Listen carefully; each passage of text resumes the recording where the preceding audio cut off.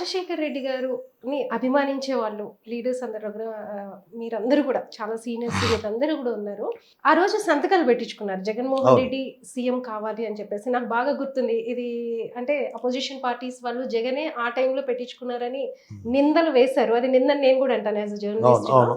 మీరందరూ ఆ రోజు ఎంత బాధపడి ఎవరో ఒకరు లీడర్ ఉండాలి అని చేసింది అది అవాస్తవంగా బయటకెళ్ళింది.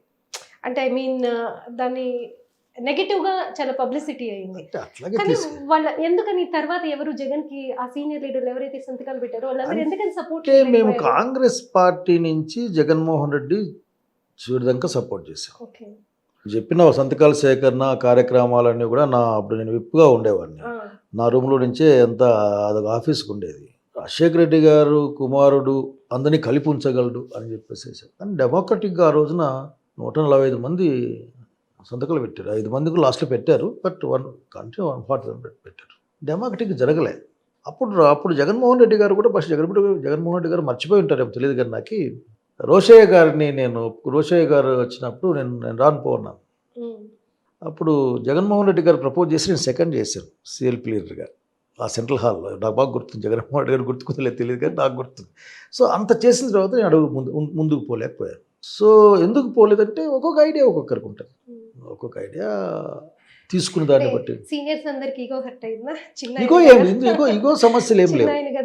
ఏమో రేపు ఇప్పుడు వస్తున్నాయి కదా ఆయన రెస్పెక్ట్ ఇవ్వరు లేకపోతే ఇలాంటివన్నీ బహుశా మీ అందరికి అప్పుడే ఏమన్నా ఉన్నాయి అలాంటివన్నీ? అట్లేం లేదు. జగన్మోహన్ రెడ్డి గారు ఎప్పుడు మీ తొలసంగా నాకు తెలియదు కానీ ఎప్పుడు కూడా నా గౌరవాన్ని తగ్గించే విధంగా జగన్మోహన్ రెడ్డి గారు ప్రవర్తించడానికి చాలా చనువు ఉంది జగన్మోహన్ రెడ్డి గారి దగ్గర. నాకు ఇప్పటికి కూడా నేను జగన్ రెడ్డి అని పిలుస్తాను. ఎంత పెద్ద గుంపులో ఉన్నా వచ్చి జగన్ రెడ్డి నాతో కలిసి మాట్లాడినా బాగున్నావా అని మాట్లాడతాను. నాకు అటువంటి ఇబ్బంది అదే of course what ever it maybe relations వరకు ఇబ్బంది లేదు. మాకు 10 ఏళ్ళ తర్వాత కలిసిన 10 ఏళ్ళ కింద ఎట్లా మాడుకున్నాం మళ్ళీ అట్లే మాడుకునేంతను మా ఇద్దరి మధ్యలో ఉంది ఆఖరి. అది కూడా కాదు, కొద్దిమంది ఏదో కారణం చెప్తారు, అప్పుడే వెళ్ళిపోవాలి కదా. చాలామంది నేను చెప్పే పాయింట్ ఏంటంటే ఎవరైనా వెళ్ళిపోవాలనుకున్న వాళ్ళు ఆయన ప్రవర్తన బాగాలేకుంటే అప్పుడే వెళ్ళిపోవాలా. పాపం మాత్రం ఇబ్బందుల్లో ఉన్నప్పుడు అధికారం కోల్పోయినాక వెళ్ళిపోతే ఎట్లా? నాకు ఎప్పటి నుంచో ఉన్న సందేహం, ఎప్పుడైతే జగన్మోహన్ రెడ్డి పార్టీ పెట్టారో అప్పుడు వస్తారు అనుకున్న వాళ్ళలో మీరు కూడా ఒకళ్ళు జాయిన్ అవుతారు. అంటే రాజశేఖర రెడ్డి గారి మీద అత్యంత అభిమానం ఉన్న లీడర్ మీరు కూడా. ఆయనతో చాలా కలిసి పనిచేశారు, ఆయనతో ఒక ఆత్మీయ అనుబంధం మీరు కూడా వస్తారని ఎక్స్పెక్ట్ చేశారు. రాకపోవడానికి కారణం ఏం లేదు. ఆ రోజు నేను అనుకున్నది కూడా ఏంటంటే కాంగ్రెస్ పార్టీలో ఉండి ఫైట్ చేయాలి. భారతదేశంలో భారతీయ జనతా పార్టీ ఆర్ఎస్ఎస్ యొక్క భావజాలను ఎదుర్కోగలిగింది కాంగ్రెస్ పార్టీ నమ్మి. సో అట్లా అనుకోవడంతో దానికోసం పనిచేస్తూ ఉన్నాం ఆ రోజున. సో ఆ రోజు నిర్ణయం కరెక్టే అనుకుంటాను. నేను ఇప్పటికి కూడా నేను తప్పు నిర్ణయం చేసుకోలే అనుకుంటాను. అది నన్ను సంతోషాన్ని నాకు మిగిలిచ్చింది. దాంట్లో ఎన్ని కష్టాలు వచ్చినా ఏమొచ్చినా బట్ నాకైతే personal I felt very happy. నేను నమ్మిన దానికోసం చేశాను. సో దాంట్లో నాకు ఇబ్బంది ఏం లేదు. అంటే మీరు పిసిసి ప్రెసిడెంట్ గా చేసిన సమయంలో ఒక హేట్రేట్ కాంగ్రెస్ అంటే రాష్ట్రంలో చాలా అంటే రాష్ట్రాన్ని విడగొట్టారు, అది కూడా ఆంధ్రప్రదేశ్ని అనాథం చేశారు అని ఒక హేట్రేట్ ఫీలింగ్ ఉన్న టైంలో మీరు ఉన్నారు. సో అప్పుడు అంటే మీరు ఎలా దాన్ని ఫేస్ చేయాల్సి వచ్చింది? అసలుకి నేను పిసిసి ప్రెసిడెంట్ కావడానికి మీరు అసెంబ్లీలో కూడా నాకు గుర్తుంది మాట్లాడారు, ఎందుకు విడగొట్టకూడదు అని చెప్పి ఒక సెంటిమెంటల్ గంటల కొద్ది మాట్లాడినారు.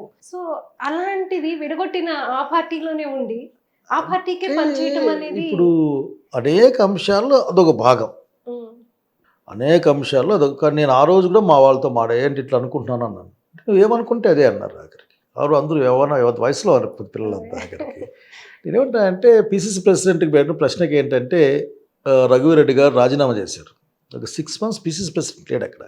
ఆ టైంలో రాహుల్ గాంధీ గారు అభిమానం దాంతో నేను తీసుకున్నాను. నేను నిజంగా మీరు చెప్పింది, ఊరు లేకపోతే తిట్టేవాళ్ళే.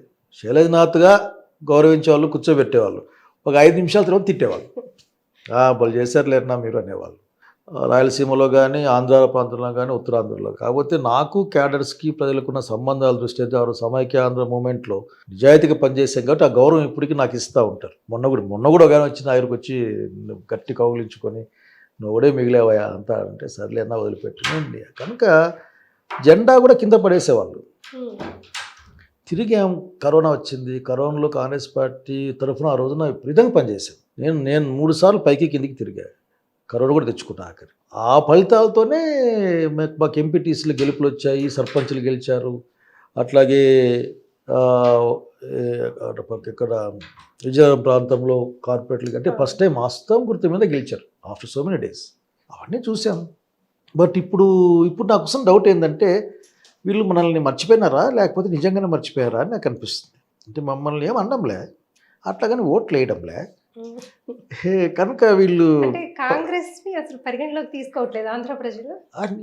అంటే నాకు డౌట్ వస్తుంది. ఇప్పుడు ఇంతకుముందు అంత గొడవల్లో కూడా మాకు మంచి ఓట్లు వచ్చాయి, మనం బాగా తగ్గాయి.